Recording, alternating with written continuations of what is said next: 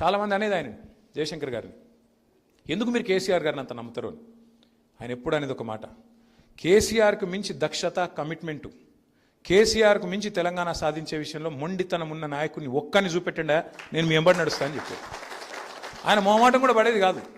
దేవేంద్ర గౌడ్ గారు పార్టీ పెట్టారు. చాలామంది వద్దన్నారు జయశంకర్ సార్, మీరు పోవద్దు సార్, మీరు కేసీఆర్ గారితో అసోసియేట్ అయి ఉన్నారు, పోవద్దు అంటే ఆయన ఒక మాట చెప్పిండు, ఎన్ని పార్టీలు వస్తే అంత మంచిదే, ఏం కాదు, తెలంగాణ రాష్ట్రం రావాలి.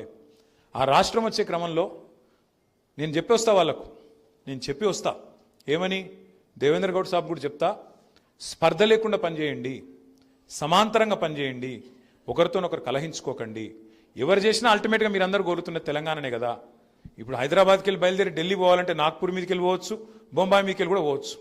ఎటుకెళ్ళిపోయినా మళ్ళీ లక్ష్యం అదే కదా. మీకు తాత్కాలికంగా భావ సారూప్యత లేకపోవచ్చు, కానీ ధ్యేయ సారూప్యత ఉండాలి, లక్ష్య సారూప్యత ఉండాలి. అది ఉన్నంత కాలం ఎవరినైనా సరే మనం ఎంకరేజ్ చేయాలి అని బలంగా వాదించేది ప్రొఫెసర్ జయశంకర్ గారు. ఇట్లా చెప్పుకుంటూ పోతే ఇవాళ చూస్తూ ఉంటాం.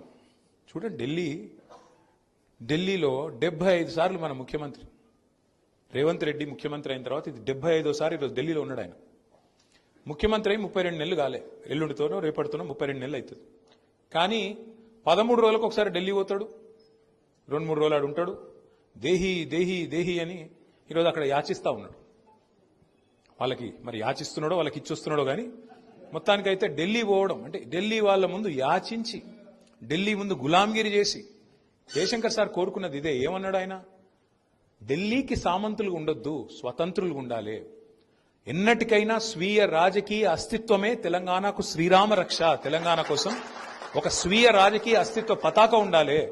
ఎన్నటికైనా తెలంగాణ కోసం ఎలాంటి రాజీ లేకుండా, ఎవరితోని కాంప్రమైజ్ కాకుండా, గొంతు విప్పితే గర్జించే విధంగా, ఓ సింహంలాగా గర్జించే గొంతు ఓ కేసీఆర్ తీరుగా ఉండాలి, ఉండి తీరాలి. అందుకే కాంగ్రెస్లో కలవద్దు అని గట్టిగా వాదించిన నాయకుడు, వాదించిన మహానుభావుడు ప్రొఫెసర్ జయశంకర్ గారు.